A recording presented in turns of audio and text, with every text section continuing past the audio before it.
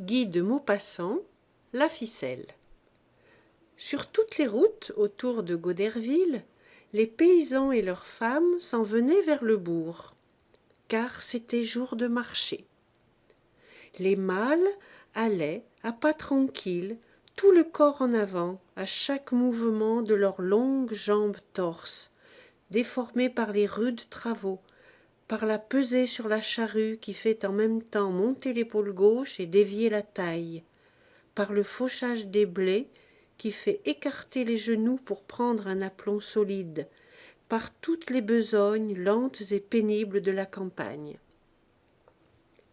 Leurs blouses bleues, empesées, brillantes, comme vernis, ornées au col et aux poignets d'un petit dessin de fil blanc, gonflé autour de leur torse osseux, semblaient un ballon prêt à s'envoler, d'où sortait une tête, 2 bras et 2 pieds. Les uns tiraient au bout d'une corde une vache, un veau, et leurs femmes, derrière l'animal, lui fouettaient les reins d'une branche encore garnie de feuilles pour hâter sa marche. Elles portaient au bras de larges paniers d'où sortaient des têtes de poulet par-ci, des têtes de canard par-là. Et elles marchaient d'un pas plus court et plus vif que leurs hommes, la taille sèche, droite et drapée dans un petit châle étriqué, épinglé sur leur poitrine plate, la tête enveloppée d'un linge blanc collé sur les cheveux et surmonté d'un bonnet.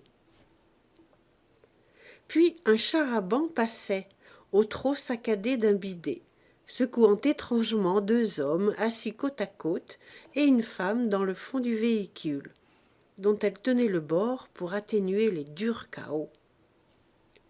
Sur la place de Goderville, c'était une foule, une cohue d'humains et de bêtes mélangées, les cornes des bœufs, les hauts chapeaux à longs poils des paysans riches et les coiffes des paysannes émergeaient à la surface de l'assemblée.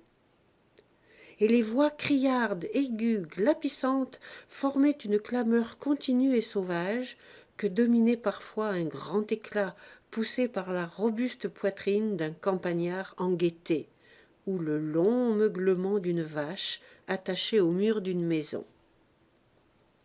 Tout cela sentait l'étable, le lait et le fumier, le foin et la sueur, dégageait cette saveur aigre, affreuse, humaine et bestiale, particulière aux gens des champs.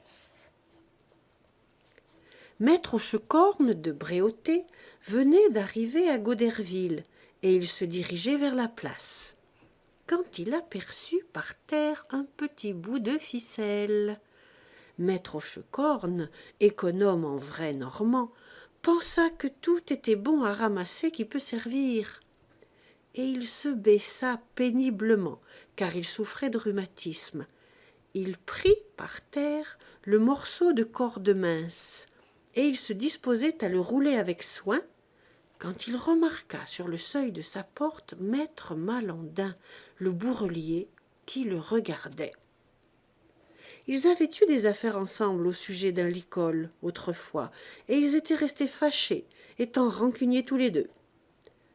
Maître Hochecorne fut pris d'une sorte de honte d'être vu ainsi par son ennemi, cherchant dans la crotte un bout de ficelle. Il cacha brusquement sa trouvaille sous sa blouse, puis dans la poche de sa culotte. Puis il fit semblant de chercher encore par terre quelque chose qu'il ne trouvait point, et il s'en alla vers le marché, la tête en avant, courbé en deux par ses douleurs. Il se perdit aussitôt dans la foule criarde et lente, agitée par les interminables marchandages. Les paysans tâtaient les vaches, s'en allaient, revenaient, perplexes, toujours dans la crainte d'être mis dedans, n'osant jamais se décider, épiant l'œil du vendeur, cherchant sans fin à découvrir la ruse de l'homme et le défaut de la bête. Les femmes, ayant posé à leurs pieds leurs grands paniers, en avaient tiré leurs volailles, qui gisaient par terre, liées par les pattes, l'œil effaré, la crête écarlate.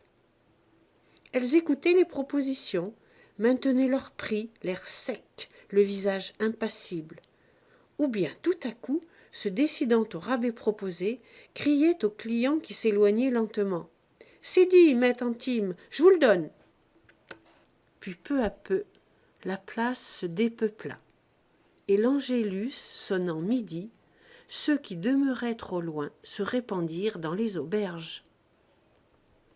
Chez Jourdain, la grande salle était pleine de mangeurs, comme la vaste cour était pleine de véhicules de toute race, charrettes, cabriolets, chars à bancs, tilburys, carrioles innommables, jaunes de crotte, déformées, rapiécées, levant au ciel comme deux bras leurs brancards, ou bien le nez par terre et le derrière en l'air.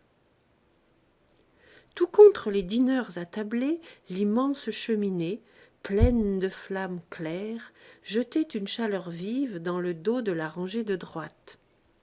3 broches tournées, chargées de poulets, de pigeons et de gigots, et une délectable odeur de viande rôtie et de jus ruisselant sur la peau rissolée s'envolait de l'âtre, allumait les gaietés, mouillait les bouches. Toute l'aristocratie de la charrue mangeait là, chez maître Jourdain, aubergiste et maquignon, un malin qui avait des écus. Les plats passaient, se vidaient comme les brocs de cidre jaune. Chacun racontait ses affaires, ses achats et ses ventes. On prenait des nouvelles des récoltes. Le temps était bon pour les vers, mais un peu mucre pour les blés. Tout à coup, le tambour roula dans la cour, devant la maison. Tout le monde aussitôt fut debout, sauf quelques indifférents, et on courut à la porte, aux fenêtres, la bouche encore pleine et la serviette à la main. Après qu'il eut terminé ses roulements, le crieur public lança d'une voix saccadée, scandant ses phrases à contretemps. Il est fait à savoir aux habitants de Goderville, et en général à toutes les personnes présentes au marché, qu'il a été perdu ce matin sur la route de Beuzeville, entre 9h et 10h, un portefeuille en cuir noir contenant 500 francs et des papiers d'affaires. On est prié de le rapporter à la mairie. Incontinent ou chez maître Fortuné Houlbrec de Manneville. Il y aura 20 francs de récompense. Puis l'homme s'en alla. On entendit encore une fois au loin les battements sourds de l'instrument et la voix affaiblie du crieur. Alors on se mit à parler de cet événement, en énumérant les chances qu'avait maître Houlbrec de retrouver ou de ne pas retrouver son portefeuille, et le repas s'acheva. On finissait le café quand le brigadier de gendarmerie parut sur le seuil. Il demanda « Maître Hochecorne de Bréauté est-il ici ?» Maître Hochecorne, assis à l'autre bout de la table, répondit « Me v'là !» Et le brigadier reprit « Maître Hochecorne, voulez-vous avoir la complaisance de m'accompagner à la mairie? Monsieur le maire voudrait vous parler. » Le paysan, surpris, inquiet, avala d'un coup son petit verre, se leva et, plus courbé encore que le matin, car les premiers pas après chaque repos étaient particulièrement difficiles, il se mit en route en répétant « Me v'là, me v'là !» Et il suivit le brigadier. Le maire l'attendait, assis dans un fauteuil. C'était le notaire de l'endroit, l'homme gros, grave, à phrases pompeuses. « Maître Hochecorne, dit-il, on vous a vu ce matin ramasser sur la route de Beuzeville le portefeuille perdu par le maître Houlbrec de Manneville. » Le campagnard interdit regardait le maire, apeuré déjà par ce soupçon qui pesait sur lui sans qu'il comprît pourquoi. « Mais, j'ai ramassé ce portefeuille ?»« Oui, vous-même. »« Parole d'honneur, je n'en ai seulement point eu connaissance. »« On vous a vu. »« On m'a vu, mais qui ça qui m'a vu ?»« Maître Malandin, le bourrelier. » Alors le vieux se rappela, comprit et, rougissant de colère, « Ah, il m'a vu, ce manant, il m'a vu ramasser cette ficelle-là, tenez, monsieur le maire. » Et, fouillant au fond de sa poche, il en retira le petit bout de corde. Mais le maire, incrédule, remuait la tête. Vous ne me ferez pas accroire, maître Hochecorne, que maître Malandin, qui est un homme digne de foi, a pris ce fil pour un portefeuille.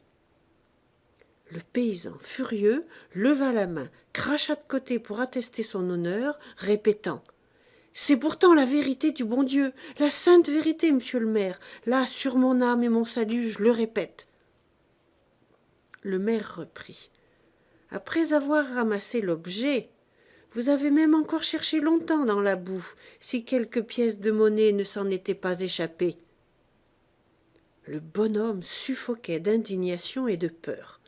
« Si on peut dire des menteries comme ça pour dénaturer un honnête homme, si on peut dire… » Il eut beau protester, on ne le crut pas. Il fut confronté avec maître Malandin, qui répéta et soutint son affirmation. Ils s'injurièrent 1 heure durant.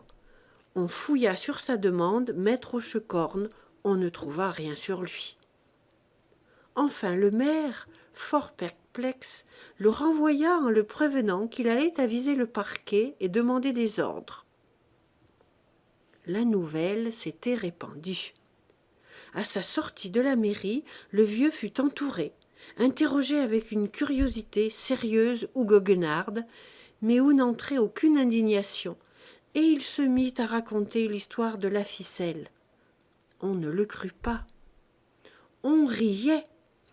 Il allait, arrêté par tous, arrêtant ses connaissances, recommençant sans fin son récit et ses protestations, montrant ses poches retournées pour prouver qu'il n'avait rien. On lui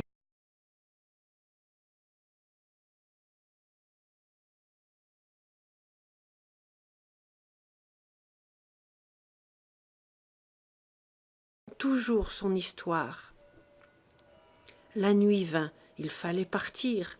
Il se mit en route avec 3 voisins, à qui il montra la place où il avait ramassé le bout de la corde, et tout le long du chemin il parla de son aventure.